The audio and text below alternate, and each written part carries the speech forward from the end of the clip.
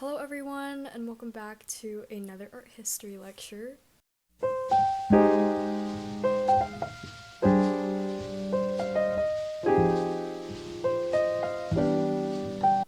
I usually make it a very strong personal goal when I shop for clothes or furniture to make sure I am sustainably sourcing the items or I'm buying them secondhand, but one store that I unfortunately have not had enough 100% willpower to break away from is World Market. And I really love World Market. It just really sucks that they're retail, but I did go there a few days ago and I got this wonderful little red teapot, which is so perfect because I was actually searching for a red teapot and I will be drinking this sweet rice oolong tea from Paru in San Diego that actually isn't even mine. It was actually a gift that I got for my mother, and I kind of have a super impolite habit of drinking all the teas that I usually gift for her when I'm back home from college. But it is a really wonderful tea. It has a really nice sweet aroma that I enjoy. So I did want to make this video essay before next week, before my work schedule starts again and I don't have like a lot of free time. But another thing that I have been slowly but surely getting through is my very extensive summer reading list. And I actually just recently finished this one, and it is Models of Integrity, Art and Law in Post-60s America by Joanne Kee. And this was actually gifted to me by my wonderful partner, so thank you so much, Jacob. I wanted to read this because Joanne Kee is actually this really incredible Korean American professor. I believe she teaches at UMich,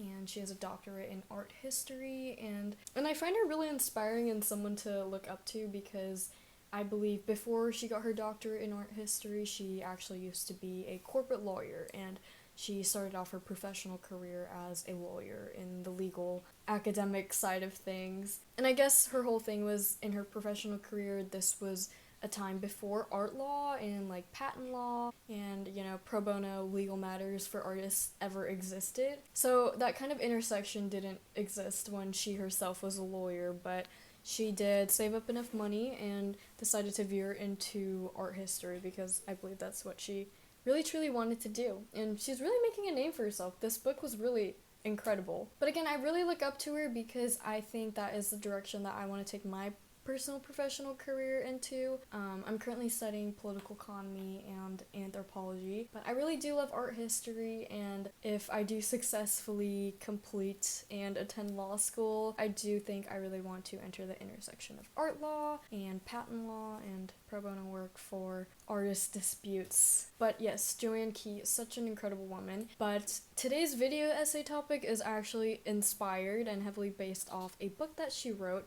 on Tansaekhwa. Tansaekhwa was actually the term used to describe works of Korean art that were starting to be exhibited and started rising around the mid-70s. And it was used to characterize this group of artists who kind of shared really similar traits in their work and similar practices and similar motifs and meaning. And before I delve into this any further, I want it to be really emphasized that the term Tansaekhwa was coined after the significant impact that it had made in the art world and in Korea, and it wasn't really ever considered its own classification of art or its own genre during its prominence and when it was coming up. It really should be stressed that compared to other, like art movements or significant genres that we see in history in our textbooks, Tansaekhwa was never actually an official movement. There was no actual consolidation or group of artists who consciously worked together as a team and towards actualizing this particular set of ideas. This wasn't really defined until after this era that we define now had passed. And I would really say to define it rather than making art or pieces with the objective of fulfilling like certain standards or guidelines that qualify it to be a certain classification of something. I think the artists really did try to express the calamity of conflicting personal emotions and was really a genuine reflection of the conflicting political economic environment that Korea was going through at the time. Following the end of the Korean War in 1953, there was just a lot of political and economic turmoil going on as any nation would after just going through a very hard civil war. And in the 60s, South Korea experienced a very rapid urban and industrial growth, resulting in a modernization that really valued standardization and efficiency that you can still kind of see reflected in Korea's work culture today. The decade of the 60s in Korea was really kicked off by, if you're familiar with Korean history and political history,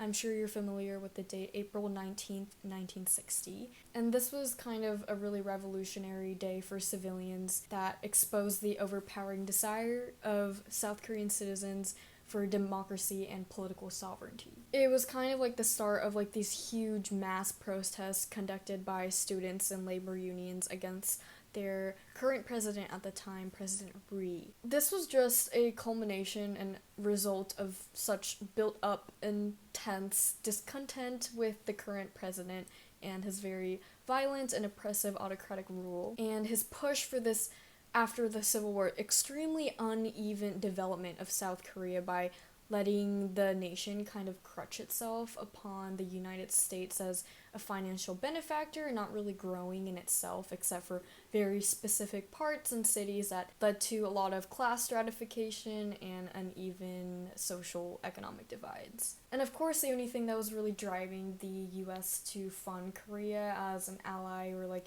give it money of any sort was if there was an exchange for violent authority of anti-communism and political agenda of a very pro-American stance. And Ri really embodied this because I'm sure it was the only way that he thought South Korea on its first newly born legs could really survive financially. Unfortunately, he did just use the threat of communism or idea of it to use it as an excuse to target any sort of perceived opposition against his regime and rule, which was unfortunately kind of a problem.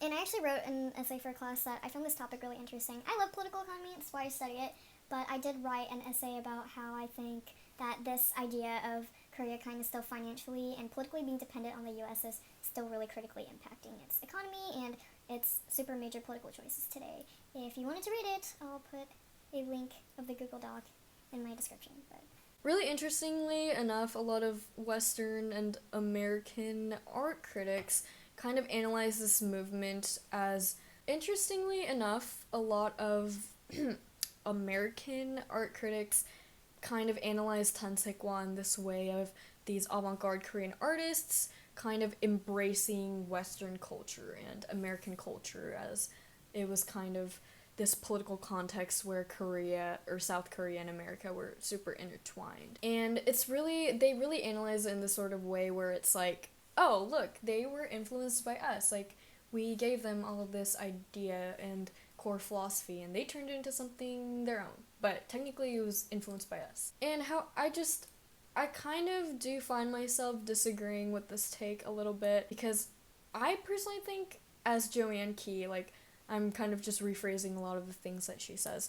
The idea of modernity in art should and cannot be viewed simply as a Western construct. Like, modernism in art, like, I feel like it's really flawed in the way art history teaches it, that it's kind of like this Western birthed concept that was imported to other places, as if it was like kind of a domestic product, not a philosophy or an idea that can be stemmed or could have been stemmed outside the Western hemisphere. And I feel like it's a little bit offensive because I feel like traditional art history sees modernism portrayed in other countries as kind of like a less successful version of copying the Western hemisphere, which I don't really agree with. I just think it's a little bit flawed that these Western American critics view this very original Korean art contemporary movement as like this rhetoric of imitation rather than something that was actually fully birthed and produced solely by Korean standards and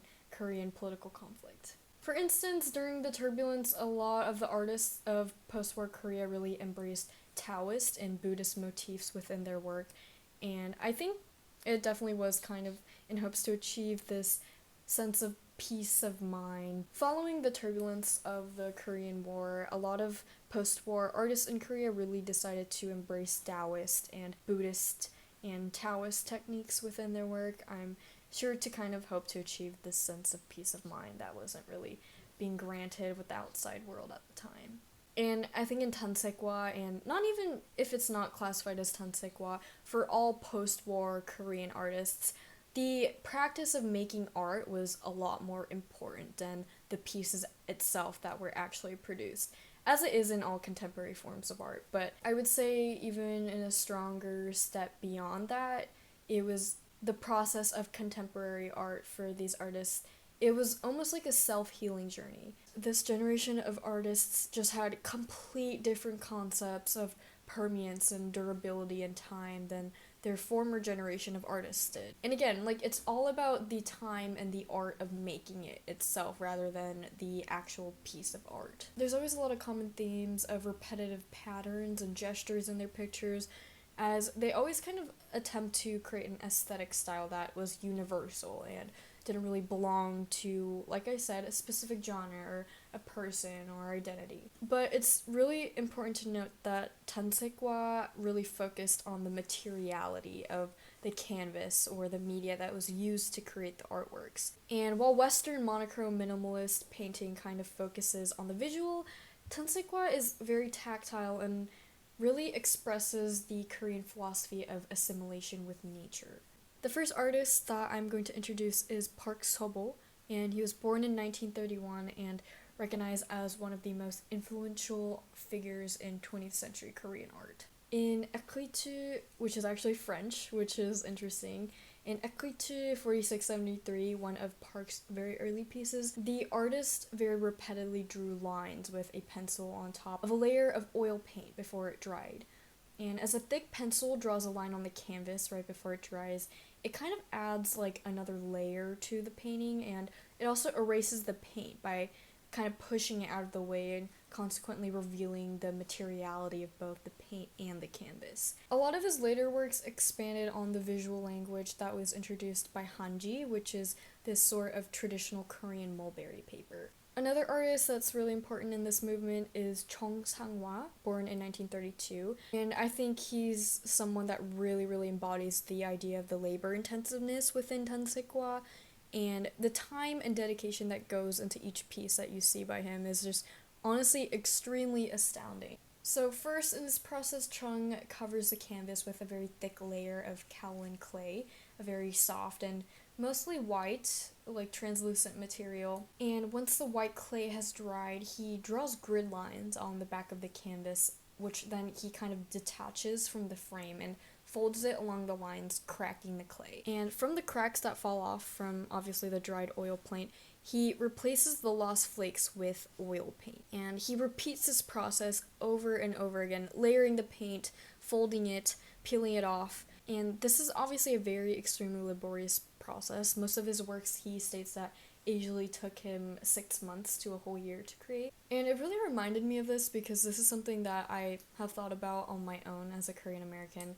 Korean culture really has this intense element of the idea of endurance and this philosophy of how holding your emotions in and pushing through everything beyond the face of even the most difficult standards or difficult environment is really considered valuable and such a foundational trait of not only one's like intensive character but one's like own morality.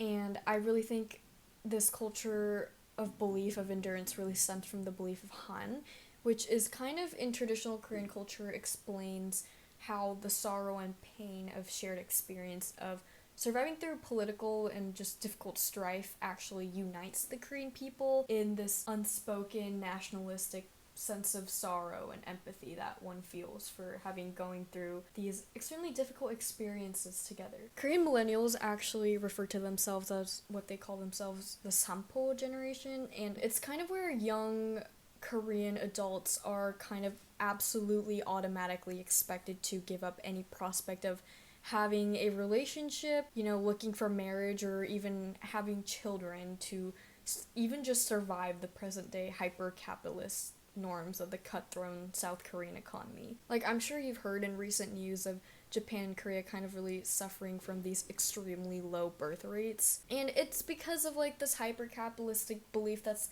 imposed upon children from such a young age that you need to work in order to survive, and you need to achieve these impossible standards of success of prioritizing your professional career over anything else in your personal life. And the phrase chamo in Korean kind of roughly translates to endure, and this is a phrase that I have heard way too many times by my mother snapping at me when I was complaining a little bit too loud in public.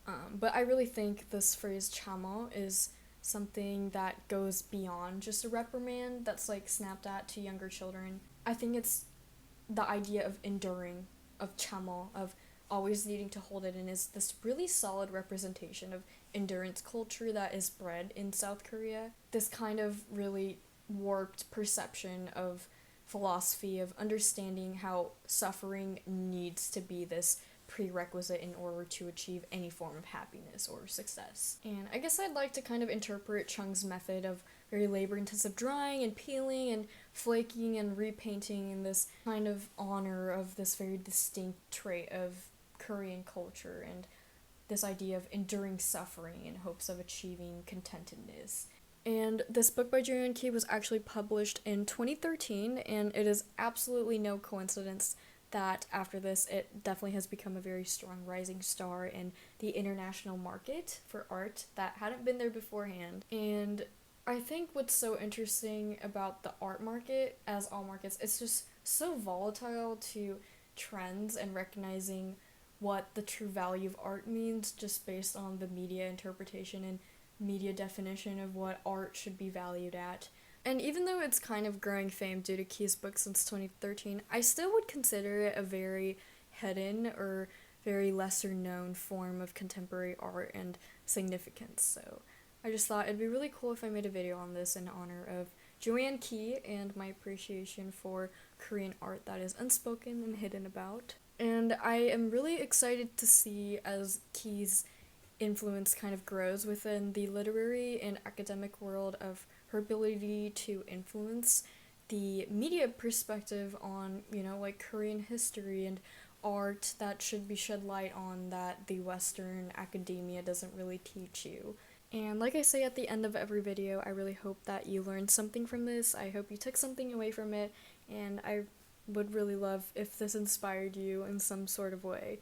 And as I'm slowly but surely getting through my summer reading list, I hope I myself will also be inspired to make as many more art history lectures as I can. And with that said, thank you so much for watching. I really appreciate all of you, and I hope to see you in my next art history lecture. Bye!